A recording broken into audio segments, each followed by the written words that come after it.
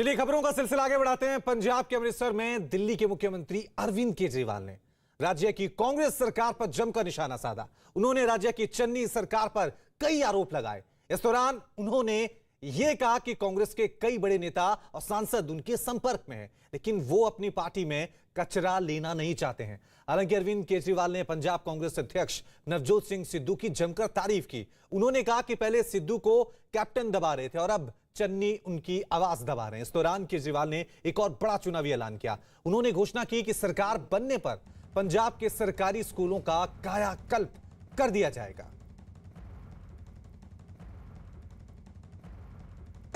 मैं ये देख रहा हूं, सिद्धू साहब ने जैसे कल बोला, स्टेज से बोला, मैं उनकी हिम्मत की दाद देता हूं। उन्होंने कहा, चन्नी साहब ने बोला कि मैंने रेत माफिया खत्म कर दिया।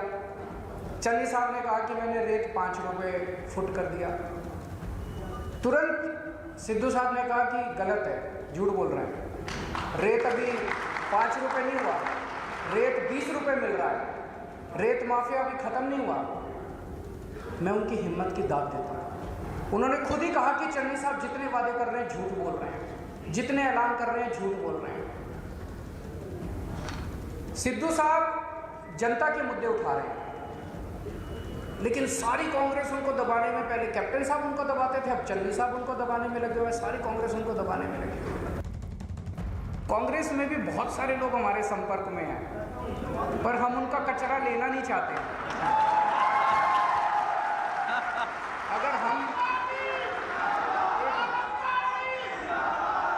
अगर हम उनका कचरा लेना चालू कर दे, आज शाम तक मैं चैलेंज कर रहा हूं, 25 कांग्रेस के एमएलए हमारी पार्टी में शामिल हैं।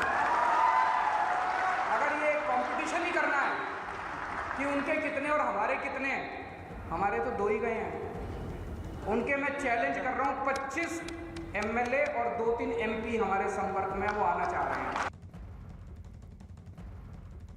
अरविंद केजरीवाल के हमले के बाद कांग्रेस नेता पवन खेड़ा ने उन पर निशाना साधा। उन्होंने केजरीवाल की भाषा पर सवाल उठाते हुए कहा कि उनकी ये भाषा न दिल्ली को पसंद है न पंजाब को। पंजाब को बिल्कुल पसंद नहीं आएगी। अपने कुछ विधायकों को वो कचरा कह रहे हैं जो दिल्ली में हैं अभी, अपने कुछ कॉर्पोरेटर्स को कचरा कह रहे हैं, वो जाने, उनके कॉर्पोरेटर्स जाने वो कैसे बर्दाश्त करते हैं इस तरह की भाषा अपने नेता की। मैं इस तरह की भाषा पर कोई टिप्पणी नहीं करूंगा। दिल्ली की जनता जानती है कि वो क्या झेल रही है और किसको झेल रही है। उसके लिए मैं कोई उपाधि नहीं दूंगा, दिल्ली की जनता खुद उपाधि दे देगी। पंजाब में तो वो है ही नहीं, तो बोलते रहे। मैं तो दिल्ली में जहां वो है, मैं वहां की बात कर रहा हूं। पंजाब में बोलने दो, 1-1.5 महीना 2 महीना और बोलेंगे, फिर चुपचाप आकर यहां बैठ जाएंगे। तो वहां बोल रहे हैं, उसमें क्या टिप्पणी करनी, बोलने दीजिए उन्हें।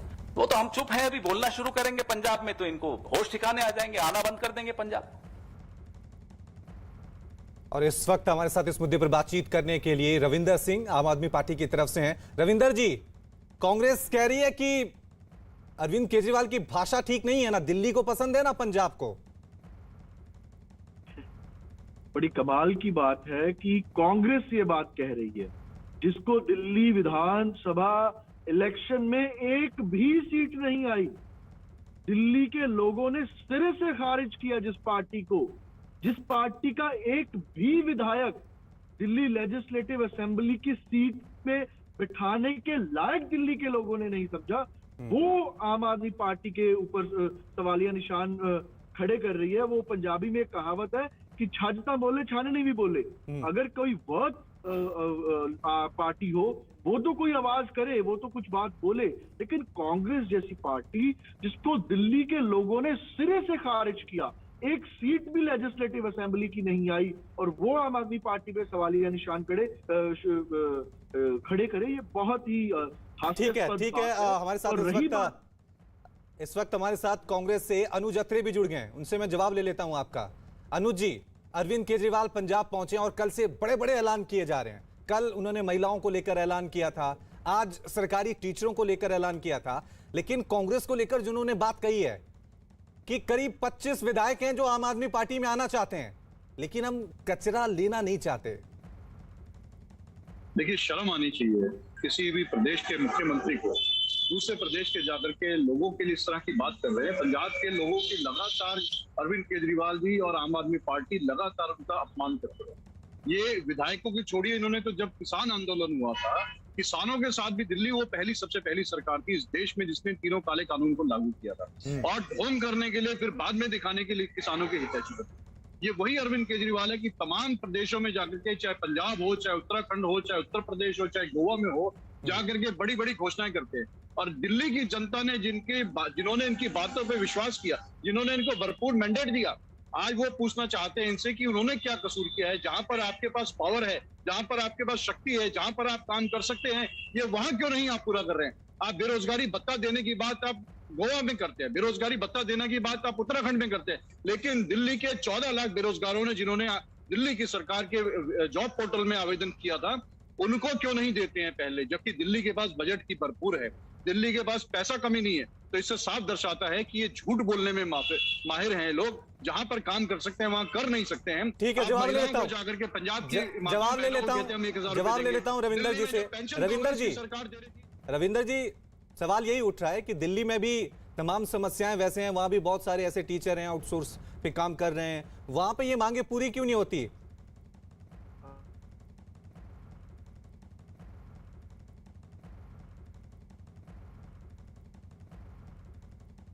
चलिए रविंदर जी से हम दोबारा संपर्क साधने की कोशिश करेंगे। अनुज जी हमारे साथ लगातार बने हुए हैं। अनुज जी, लेकिन सवाल यही है, चलिए रविंदर जी जुड़ गए हैं। रविंदर जी, मेरा सवाल सुना था आपने?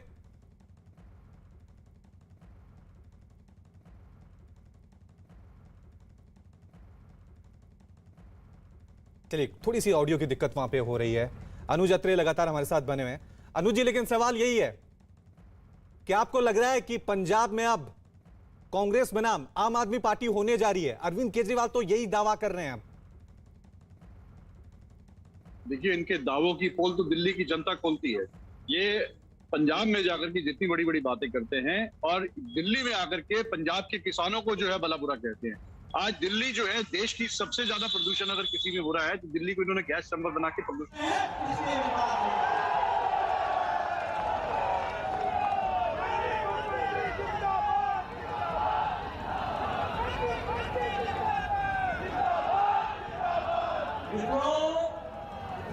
बीच में कालखंड आया था कोरोना का। कोरोना के कार्यकाल में सारी पार्टियां लुप्त हो गई, किसी के दर्शन नहीं, सब घर में छुप गए, आइसोलेशन में चले गए, हाइबरनेशन में चले गए, क्वारंटाइन हो गए। अगर कोरोना के समय करोड़ों कार्यकर्ताओं ने सेवा ही समर्थन के नाम पर जान की चिंता बगैर किए लोगों की सेवा की, तो ये हमारा बूथ अध्यक्ष और भारतीय जनता पार्टी का कार्यकर्ता है। आपने अपनी जान की परवाह नहीं की। मैं आपको नमन करता हूं और भारत से मेरा छाती चौड़ी हो जाती है कि मैं ऐसे पार्टी का अध्यक्ष हूं जब सारे लोग कौन हो गए थे, तब आपने निकल करके जनता की सेवा की, समाज की सेवा की, इसको आपको समझना चाहिए। मित्रों, बाकी सारी पार्टियां एक ही तंत्र में विश्वास करती हैं, वो है परिवार तंत्र। सिर्फ परिवार की चिंता। ये कौन है? ये मेरा भाई है। ये कौन है? ये मेरा चाचा है। ये कौन है? मेरा भतीजा है। ये कौन है? मेरा भांजा है। कभी आपने कल्पना की कि इस पार्टी में कोई भतीजा या भांजा आगे बढ़े? यहाँ बढ़ता है तो आप जैसे बूथ पे काम करने वाले कार्यकर्ता कल को मंच पर बैठे हैं, ये भारतीय जनता पार्टी में संभव है। मित्रों, हम राष्ट्रवाद में विश्वास करते हैं, वो परिवारवाद में विश्वास करते हैं। हम सबका साथ में विकास पर विश्वास करते हैं, वो वोट बैंक पर विश्वास करते हैं। मेरी जाति, मेरा वर्ग, इससे बाहर नहीं, किसी को जोड़ो। हम राष्ट्रवाद पटेल गांधी को याद करते हैं और उनको आज भी दिन याद आता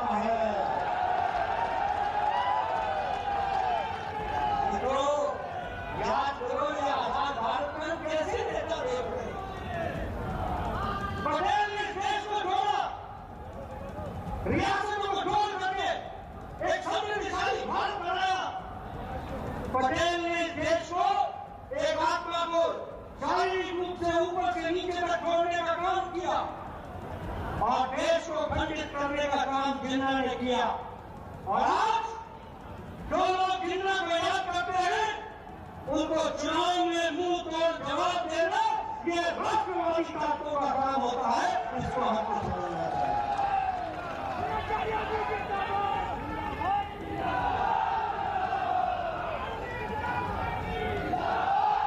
और मेरा विश्वास है कि जिसके पास ऐसे कार्यकर्ताओं की फौज हो, ये उमंग हो, ये उत्साह हो, उसको कोई पीछे नहीं हटा सकता। संकल्प से सिद्धि की ओर जाना आपकी यात्रा तय है, उसको आगे बढ़ाना हमारा काम है, इसको हमको करना चाहिए। इसको मैं बूथ अध्यक्षों से निवेदन करूंगा, हर कार्यकर्ता को काम दो और हर काम के लिए कार्यकर्ता बनाओ। मित्रों, हमारे पास नेता है, हमारे पास मोदी जी जैसे नेता है, हमारे पास योगी जी जैसे नेता है, हमारे पास कई संख्या मोदी जी है, हमारे पास नेताओं की घड़ी है, लड़ी है, कड़ी है, एक बड़े नेता। लेकिन दूसरी तरफ देखोगे तो मैं है और मेरे बाद मेरा बेटा है, बाकी छुट्टी है, बाकी छुट्टी कोई नहीं दिखता। और अब तो छोड़ो, पहले तो चाचा का भी ख्याल कर लेते थे, अब तो चाचा का भी ख्याल करना छोड़ दिया। ये परिवार में भी बचे हैं, ये परिवारवाद की पार्टी है। और हमारे यहाँ हम सब लोगों को साथ लेकर के चलने का काम हम लोगों ने किया है। ऐसे संगठन को आगे बढ़ने और यशस्वी होने से कोई रोक नहीं सकता, इसको हमको समझना चाहिए। मित्रों, मैं बूथ अध्यक्षों से निवेदन करूंगा, हर घर तक पहुंचना है और हर घर के सदस्य तक पहुंचना है। इसके लिए हमको संकल्प लेकर के अपने काम को आगे बढ़ाना है, उसमें आप सब लोग करेंगे, ऐसा मेरा विश्वास है। मित्रों, अभी योगी जी कोरोना के बाद वैक्सीनेशन की बात कर रहे थे और उन्होंने बताया कि उत्तर प्रदेश में 14 करोड़ टीके लग चुके। आपको जानकर खुशी होगी कि अमेरिका जो अपने आप को बहुत आगे समझता रहा, हमारे पाश्चात्य देश तो स्वास्थ्य की दृष्टि से बहुत आगे रहे, लेकिन भारत में मोदी जी के नेतृत्व में टीकाकरण सबसे तेज और सबसे बड़ा टीकाकरण हुआ है।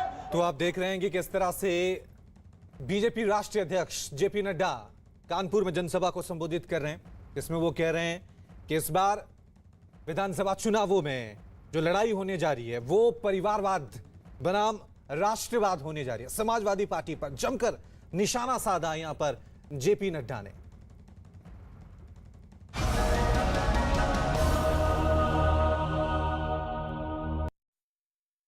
जेवर इंटरनेशनल एयरपोर्ट की हर तस्वीर हम आप तक पहुंचा रहे हैं और इसी के साथ ये भी आप तक जरूर पहुंचाना चाहेंगे कि देश में अब तक 34 अंतर्राष्ट्रीय हवाई अड्डे हैं, जिनमें से केरल और तमिलनाडु के पास सबसे ज्यादा 4 अंतर्राष्ट्रीय हवाई अड्डे हैं। लेकिन उत्तर प्रदेश अब 5 अंतर्राष्ट्रीय हवाई अड्डों वाला राज्य बनने जा रहा है, जो कि उसकी एक सबसे बड़ी कामयाबी में अब शुमार हो जाएगा।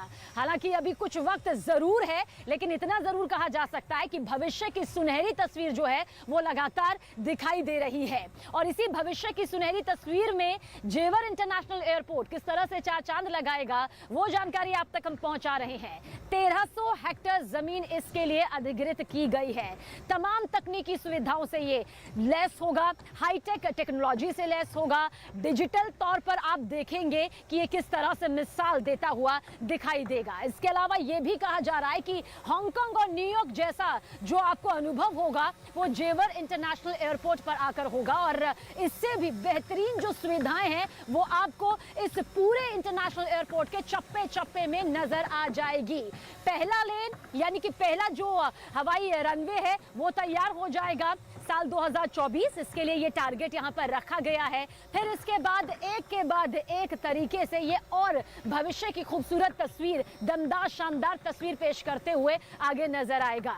जेवर इंटरनेशनल एयरपोर्ट कई मायनों में देखिए इसलिए भी खास हो जाता है क्योंकि ये एक ऐसा प्रोजेक्ट यहाँ पर रहा जो जुबानी तौर पर तो कई बार सुनने को मिलता रहा, यानी कि पिछले 25 सालों में इसका जिक्र कई बार हुआ, हर सरकार ने किया, लेकिन जिस तरह से 5 साल में इसकी रूपरेखा को शुरू किया किया गया और अब इसका शिलान्यास, भूमि पूजन वो ये बताने के लिए काफी है कि किस तरह से जेवर इंटरनेशनल एयरपोर्ट उत्तर प्रदेश के लिए मील का पत्थर साबित होने जा रहा है और किस तरह से ये एशिया का सबसे बड़ा हवाई अंतर्राष्ट्रीय एयरपोर्ट जब बनकर तैयार हो जाएगा तो सभी की निगाहें यहां पर आकर टिक जाएगी, क्योंकि अर्थव्यवस्था को वो मजबूती इससे मिलने जा रही है जिसका अंदाजा बताया जा रहा है कि अरबों में होगा और यकीनन ये बेहद खूबसूरत और भविष्य की सबसे बेहतरीन तस्वीर में शुमार होगा जा रहा है। मैं 1300 हेक्टेयर जमीन के उस हिस्से पर खड़ी हूं जहां एशिया का सबसे बड़ा इंटरनेशनल एयरपोर्ट बनने जा रहा है, जो कि हमारे देश के